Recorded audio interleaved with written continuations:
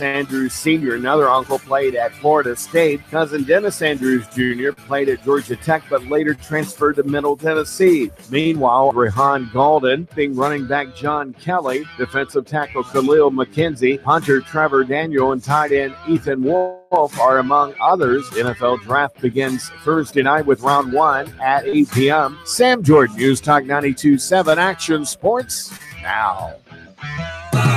Nuga Radio. Are you brain dead? Still voting for pathetic liberals? Take 3 hours of Sean Hannity from 3 to 6. Nuga Radio. Then call us in the morning between 9 and 11. 92.7 Nuga Radio.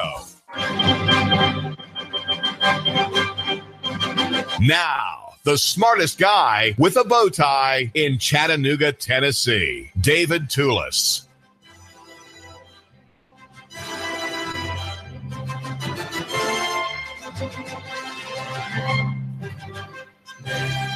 It's 800-8949, 800-8949. David Toulis. And the question that is perhaps the biggest question of the race for sheriff is one that only I, David Toulis, your host here, the smartest guy with a bow tie in Chattanooga, is asking. And that is this. Sheriff Hammond, will you obey the law or will you agree with the Supreme Court? Now, notice the two verbs there. One is obey, and the other is agree with. And we have in Tennessee what we call an activist judiciary that is extinguishing and continues to allow the extinguishment of your rights that belong to you, that are God-given, that are constitutionally guaranteed, that are unalienable, and that are inherent in you, my listener. And they're inherent in you, my listener, because you're made in God's image, and rights come from God. The freedom to act apart from constraint, the power of liberty, the marketplace power, the spiritual power of liberty belong to you because you're made in God's image. So that's the first point to consider as to why you have these rights and why you should be jealous of them, even though you don't know you have them. Right? You have rights even though you don't know that you have them. You have rights that if I gave you a clipboard with one of my pink pieces of paper on it and said, here's a pen and here's a clipboard. Now just sit down for a minute, have a coffee. Have a coffee with me here at Panera Posse tomorrow morning at 6:30 here in Hickson. Every Friday morning, Panera Posse, 6:30. Get a bagel with me, and write a list of your rights. You might write 10, and then you'd kind of run out. Well, the listing of your rights could continue onto the first pink page all the way down in 2 columns, and then down a second pink page. And by then, of course, it's time to go to work, and you wouldn't be able to finish if you really thought about what they all were. There are more rights than you can count. And they're given to you by God. God gave them to you, and it's up to you to use them for the benefit of others. That is what marketplace is about. That is what capitalism is about, using your rights, your strengths, your means, your virtues, right? Your virtues, to help other people. The whole business of capitalism is that very thing. The whole free enterprise concept out of the book of Proverbs is to that end and to that point.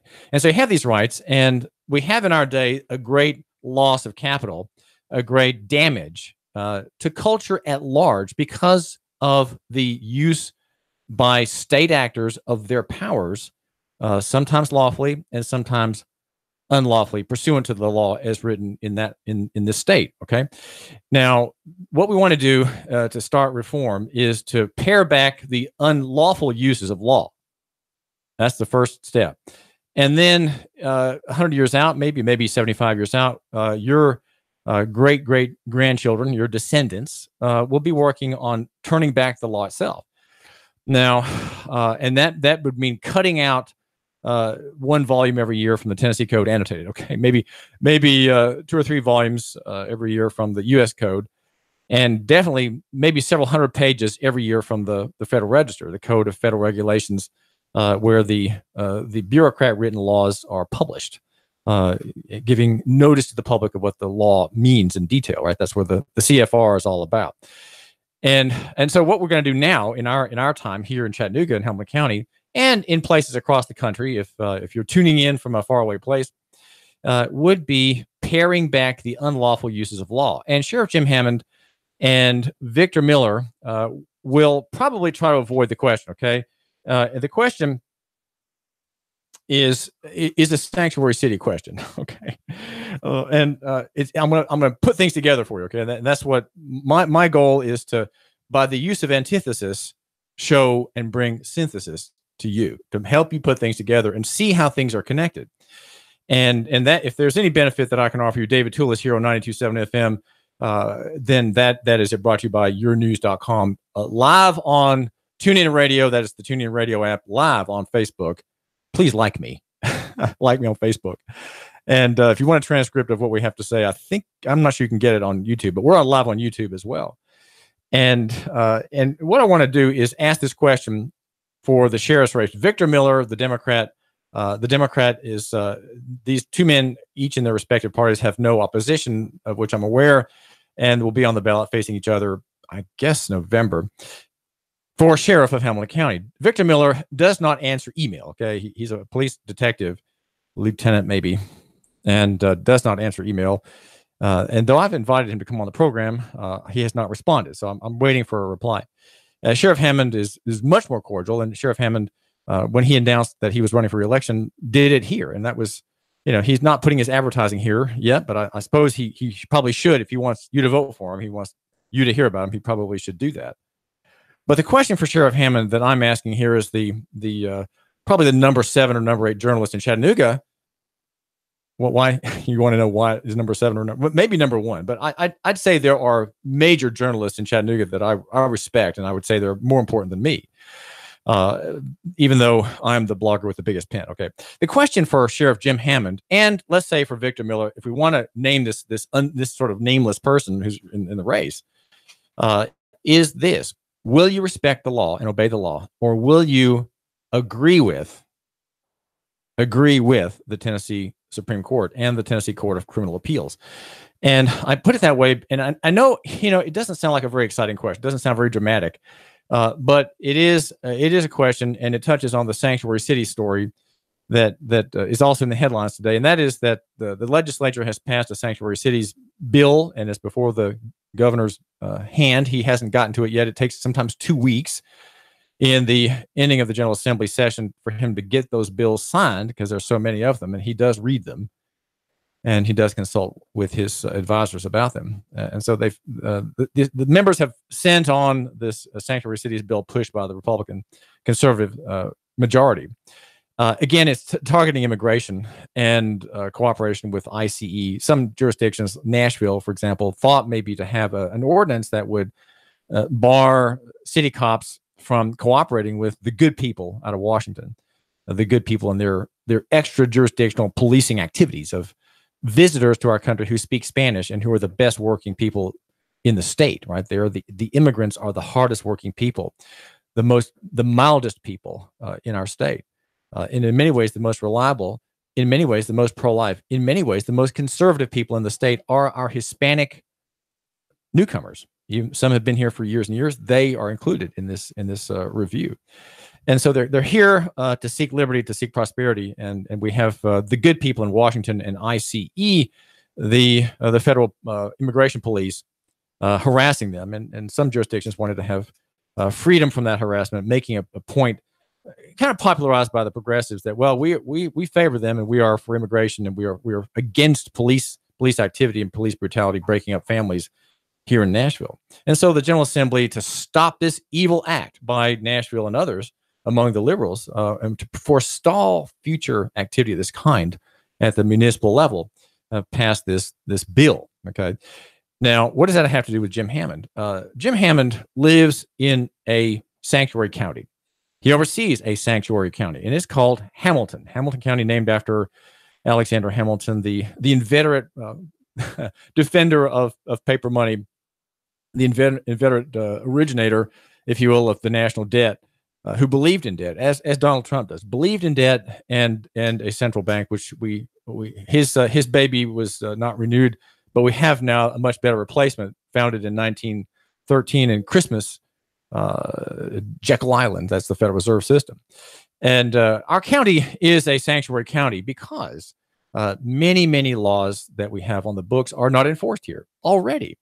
And it's done without political posturing, right? Without making much of statements and quotes and in standing together at podiums and saying we are for immigrants and we are for our city being a sanctuary from the abuses from the federal government and so on. Without posturing, we are already a sanctuary city. Go to yournews.com and read my story about that. Yournews.com, yournews.com, or subscribe to the website for the man who matters. That's Nuganomics. Nuganomics.com. David Toulis. It's not a popular website because it's only for the people who matter. So don't go there if you don't want to matter in these certain areas. Okay, if you want to matter in these certain areas, then you need to follow what I have to say, and by way of suggestions, right? By way of suggestions at Nuganomics.com. But yournews.com is our chief sponsor here on the David Toulis program, the CBS station, Sean Hannity, with Russell and Val every morning at 6 a.m. 6 a.m. The best newscast in the country, right? The best Chattanooga newscast for traffic and weather, 12 times an hour here only at 92.7 FM. Tell a friend about me, David Toulis. And if he listens to this show, then I've doubled my listenership because there's you and then there's him. And I love my numbers going up like that. That just excites me. 100% gain. If you tell your friend about my show, that means two of you and I can get together every morning and talk about Chattanooga and Hamilton County and East Ridge and Sheriff Jim Hammond. The question now is of this question for the race. Victor Miller versus Jim Hammond, Republican and Democrat. The question is, will you obey the law or will you believe in and agree with the opinion of the high court? I haven't really told you yet what this is about. And it's about the 7 questions that Hammond is mulling. 7 questions I sent to him, I think, March 8th. And after an interview that didn't go very well. And it didn't go very well because I simply asked Sheriff Hammond, as I gave him Transportation Administrative Notice Tennessee, I gave him that. I handed it to him in person. It's called Transportation Administrative Notice. Just Google that and you'll find it. 20 pages of legal analysis with no argument being made, just a review of the statutes that apply to an important area of law enforcement. And that is Title 55, the transportation statute, which I have discovered in my tedious readings of LexisNexis and statute and court cases, is being abusively enforced in Hamilton County and in Chattanooga. So we have 2 enforcers, Mayor Andy Burke in the city and respective mayors in their local corporations, Red Bank, Soddy Daisy, and East Ridge. And they are enforcing the transportation statute over broadly. And so what I'm calling for is, will you obey the law and enforce transportation only upon people involved in transportation? Or will you enforce the law despite my notice, right? Despite legal notice, despite transportation administrative notice, will you enforce the law in spite of that upon everybody? I was at East Ridge City Court on Tuesday just to get a flavor of the culture, right? Because city courts are part of American culture. And those most likely to be charged with driving without a license or no DL, as you can see the wording by the court clerk there in the East Ridge clerk's office. It's no DL. Well, no DL is not a charge. It's not a charge. Okay. The charge is failure to exhibit, but that applies only to licensees. What if you're not a licensee? How do you get charged with no DL? How does that happen? Where is your authority to make that charge? It doesn't exist. It simply does not exist. And what we have is abusive use of statute to make it work, right? We in law enforcement are going to make it work. We don't have a statute to force people who are private users into our system. And so we're going to charge them with a statute beyond which they are the scope of, right? These people are not involved in transportation. They cannot be charged under the transportation statute, nor under the commercial driver's license statute, which is what it's called. It's called the commercial driver's license statute in the Tennessee Code, annotated Title 55. How can people be charged by Sheriff Jim Hammond and his deputies, by Mayor Andy Burke and his chief of police, David Roddy, and his officers? How can these people be charged if they're not involved in transportation? If it's in the transportation code, pursuant to the federal transportation code in Title 49, US 49, how can people be charged? The ones who are being charged in these offenses are poor.